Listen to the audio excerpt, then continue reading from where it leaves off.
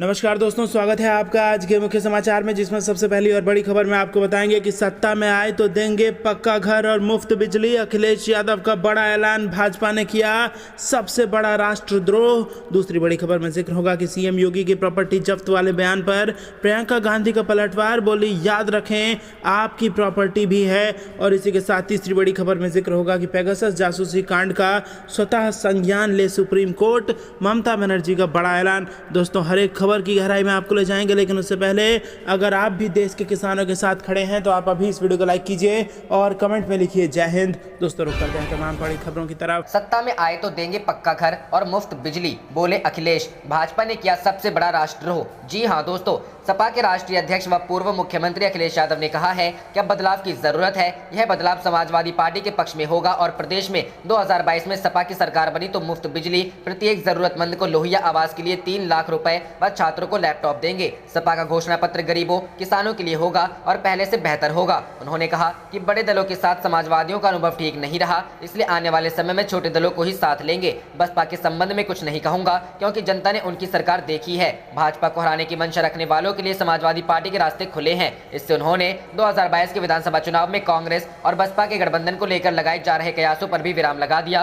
पूर्व मुख्यमंत्री ने कहा कि डीएम, एसपी, नेता, मंत्री, सांसद व विधायक सब भाजपा के हैं, फिर भी सरकार लोगों की जासूसी करा रही है। किसी की जासूसी कराना सबसे बड़ा राष्ट्रद्रोह है। तंज कसा कि प्रदेश के मुख्यमंत्री तो कमाल के हैं, उनका एक ही संविधान है, ठोको संविधान। सपा ने युवाओं को शिक्षित करने के लिए लैपटॉप बांटे। यह लैपटॉप कोरोना काल में बहुत काम आए। मौजूदा सीएम ने लैपटॉप नहीं बांटे क्योंकि वह लैपटॉप चलाना नहीं जानते और वे क्या करना जानते हैं ये नहीं बताएंगे। उन्होंने कहा कि किसानों और जनता के साथ धोखा हुआ है। किसानों से आय दोगुनी करने का भाजपा ने वादा किया था, लेकिन 4.5 साल में कुछ नहीं किया। अब सरकार को किसानों की आय तो घोषित करनी चाहिए, जिससे उनकी वास्तविक आय का पता चले। देश में बड़े पैमाने पर बेरोजगारी, महंगाई बढ़ी है। भाजपा ने अपना संकल्प पत्र कूड़ेदान में फेंक दिया है।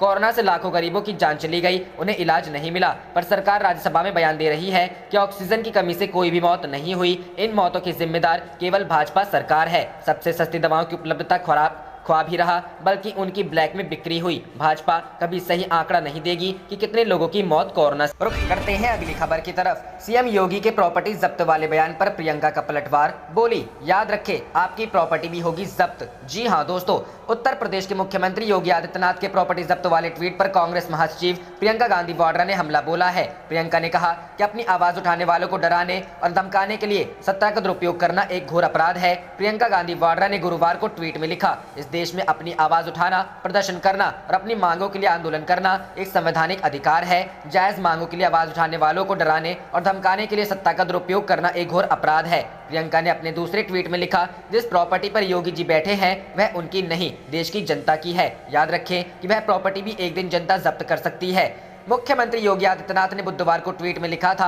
प्रदेश के युवाओं से मेरी अपील है कि वह किसी के बहकावे में ना आए। आज कोई गलत नहीं कर सकता है, जिसको अपनी प्रॉपर्टी जब्त करवानी हो वह गलत कार्य करे। मुख्यमंत्री ने अपने एक अन्य ट्वीट में लिखा था, सरकार की व्यवस्था अनुशासन एवं परिश्रम से चलती है। हमारा कार्य जनता की सेवा करना है। हम जनता के मालिक नहीं है, जनता हमारी मालिक है। दरअसल मुख्यमंत्री योगी बुधवार को आबकारी इंस्पेक्टर के नियुक्ति पत्र बांट रहे थे। इस दौरान उन्होंने युवाओं को संबोधित करते हुए कहा कि उनको किसी के बहकावे में नहीं आना चाहिए। पहले की सरकारों पर हमला बोलते हुए सीएम योगी ने कहा कि यूपी में अब किसी को भी गलत करने की छूट नहीं है। उन्होंने कहा कि अगर किसी को अपनी प्रॉपर्टी जब्त करवानी हो तो वह गलत काम कर सकता है, जिसको अपने आगे के सारे रास्ते बंद करने होंगे वह अन्याय कर। रुख करते हैं अगली खबर की तरफ। पेगासस जासूसी कांड का स्वतः संज्ञान ले सुप्रीम कोर्ट, ममता बनर्जी। जी हां दोस्तों, पेगासस जासूसी कांड सामने आने के बाद भारत में लगातार सियासी कोहराम मचा हुआ है। पश्चिम बंगाल की मुख्यमंत्री ममता बनर्जी ने सुप्रीम कोर्ट से अपील की है कि वह इस मामले का स्वतः संज्ञान ले। ममता ने आरोप लगाया है कि भाजपा भारत को सर्विलांस स्टेट बनाना चाहती है। उन्होंने अपील की है कि सुप्रीम कोर्ट को देश के लोकतंत्र को बचाने के लिए खुद से इस मामले का संज्ञान लेना चाहिए। ममता बनर्जी ने अपने फोन के फ्रंट और रियर कैमरे पर टेप लगा लिया है। फोन को दिखाते हुए कहा कि भाजपा सरकार का भविष्य भी इसी तरह से 2024 के चुनाव में सील कर देना चाहिए। ममता बनर्जी ने कहा कि देश में लोकतंत्र की बजाय हर जगह सर्विलांस है। केंद्र की भाजपा सरकार देश को सर्विलांस के अंदर रखना चाहती है। यहां तक कि सुप्रीम कोर्ट के जज और अपने मंत्रियों को भी इन लोगों ने नहीं छोड़ा। मैं सुप्रीम कोर्ट के जज से अपील करती हूं कि वह पेगासस जासूसी मामले का खुद से संज्ञान ले। देश को सिर्फ न्यायपालिका ही बचा सकती है। ममता ने भाजपा पर ताकत का बेजा इस्तेमाल का भी आरोप लगाया। उन्होंने कहा कि पैसा माफिया और ताकत के दम पर भाजपा बंगाल का चुनाव जीतना चाहती थी। भाजपा मोटो है कि चुनाव पर कब्जा कीजिए, न्यायपालिका पर कब्जा कीजिए, मीडिया हाउस पर कब्जा कीजिए। पश्चिम बंगाल के मुख्यमंत्री ने कहा कि केंद्र सरकार ने बंगाल के चुनाव के लिए सभी केंद्रीय एजेंसियों को इस्तेमाल किया। इनके मंत्री बंगाल का दौरा दैनिक यात्रियों की तरह करने लगे। चुनाव आयोग का कार्यालय भाजपा का कार्यालय बन गया था, लेकिन इन लोगों की कोशिशें नाकाम रही। बंगाल के वोटर्स ने इन्हें नकार दिया। लोगों ने धर्म के आधार पर लोगों के बीच फूट की इनकी नीति को खारिज कर दिया। अगर इन्हें लगता है कि ये जासूसी से चुनाव जीतेंगे तो ये गलत सोचते हैं, ये काम नहीं करेगा। रुख करते हैं अगली खबर की तरफ। आगामी चुनाव में सपा अपने गठबंधनों के साथ 350 सीटें जीतने जा रही है। अखिलेश यादव। जी हां दोस्तों, उत्तर प्रदेश के पूर्व मुख्यमंत्री और समाजवादी पार्टी के अध्यक्ष अखिलेश यादव ने कहा है कि समाजवादी पार्टी ने फैसला किया है कि बड़े दलों से गठबंधन नहीं होगा। पार्टी छोटे दलों को साथ लेकर चलने का काम करेगी और जिसको भी बीजेपी को हराना है उसके लिए समाजवादी पार्टी के दरवाजे खुले हैं। आगामी चुनाव में समाजवादी पार्टी अपने गठबंधनों के साथ 350 सीटें जीतने जा रही है। रुख करते हैं अगली खबर की तरफ। यूपी चुनाव 2022। अखिलेश यादव ने रथ यात्रा से किया चुनाव का आगाज। जगह जगह कार्यकर्ताओं ने किया स्वागत। जी हां दोस्तों, सपा के राष्ट्रीय अध्यक्ष अखिलेश यादव ने रथ यात्रा से बुधवार को चुनाव अभियान का आगाज कर दिया।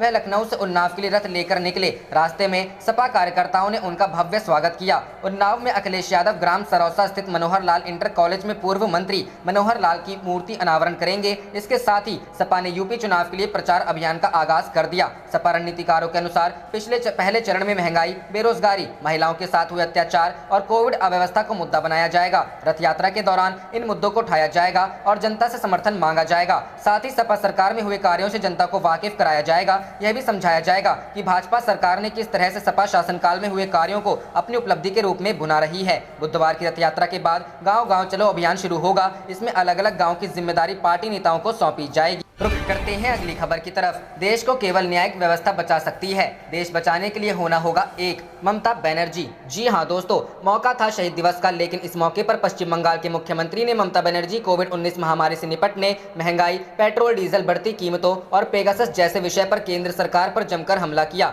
गौरतलब है कि शहीद दिवस को लेकर टीएमसी ने एक मेगा अभियान का आयोजन किया, जिस मौके पर ममता ने केंद्र को आड़े हाथों लिया। ममता ने कहा, देश को बचाना है तो न्यायिक व्यवस्था बचा सकती है। देश को बचाना है तो सबको एक होना होगा, वरना देश की जनता माफ नहीं करेगी। पेगासस जासूसी प्रकरण पर बोलते हुए ममता ने आरोप लगाया कि भाजपा भारत को एक लोकतांत्रिक देश के बजाय एक निगरानी राज्य में बदलना चाहती है। ममता ने ईंधन का मसला और जासूसी मसले पर बोलते हुए कहा कि जासूसी पर खर्च के लिए ईंधन पर करों के माध्यम से केंद्र द्वारा एकत्र किया गया धन। बीजेपी भारत को लोकतांत्रिक देश के बजाय सर्विलांस स्टेट बनाना चाहती है। अपने संबोधन में ममता आरोप लगाती है कि हमारे फोन टैप किए जाते हैं। पेगासस खतरनाक और क्रूर है। मैं किसी से बात नहीं कर सकती। आप जासूसी के लिए बहुत अधिक पैसा दे रहे हैं। मैंने अपना फोन प्लास्टर कर दिया है। हमें भी केंद्र पर प्लास्टर करना चाहिए, नहीं तो देश तबाह हो जाएगा। भाजपा ने संघीय ढांचे को उजाड़ दिया है। ममता ने यूपी की कानून व्यवस्था पर प्रश्न खड़े करते हुए कहा कि पूरे देश ने देखा क्या हुआ। किसान को सुनने को आप तैयार नहीं। तीनों काले कानून आज भी हैं। वहीं कोरोना को लेकर बोलते हुए ममता ने केंद्र की नीतियों की आलोचना की। ममता ने आरोप लगाया कि हमें जितनी वैक्सीन की जरूरत है हमें नहीं मिल रहा। दूसरी वेव अभी गई नहीं है। तीसरी की कोई तैयारी समझ नहीं आती। ममता ने अपने संबोधन में गृह मंत्री अमित शाह का नाम लेकर भी आरोप लगाया कि राज्यों को लेकर उनकी सरकार ने तमाम एजेंसियों को काम पर लगा दिया है, देश के विकास के लिए कुछ नहीं कर रहे। रुख करते हैं अगली खबर की तरफ। फोन टैपिंग विवाद पर बिहार की सियासत में भी उबाल। तेजस्वी का सरकार पर तीखा हमला। कांग्रेस नेता करेंगे राजभवन मार्च। जी हां दोस्तों, फोन टैपिंग विवाद पर देश की सियासत गर्म है। धीरे धीरे इसकी आंच राज्यों तक पहुंचनी शुरू हो गई है। बिहार में नेता प्रतिपक्ष तेजस्वी यादव ने केंद्र सरकार पर जोरदार हमला बोला है। उन्होंने कहा कि किसी की निजी जिंदगी में दखल देना खतरनाक है। तेजस्वी यादव ने महंगाई और फोन टैपिंग विवाद पर केंद्र सरकार पर तीखा हमला बोला है। नेता प्रतिपक्ष ने कहा कि किसी की निजी जिंदगी में दखल देना और फोन टैपिंग करना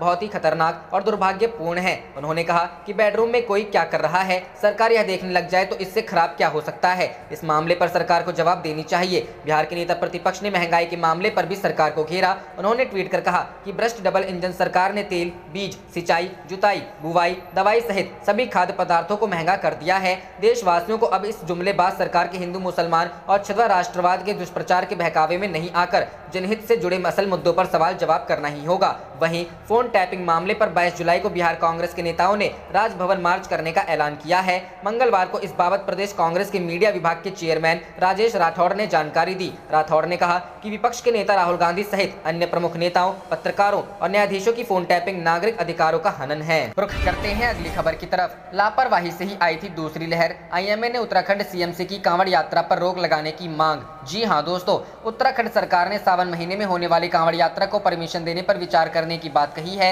इसी बीच राज्य के सीएम पुष्कर सिंह धामी को पत्र लिखकर इंडियन मेडिकल एसोसिएशन ने कांवड़ यात्रा को मंजूरी न दिए जाने की मांग की है। आप देख रहे थे आपका अपना चैनल जय हिंद जय भारत।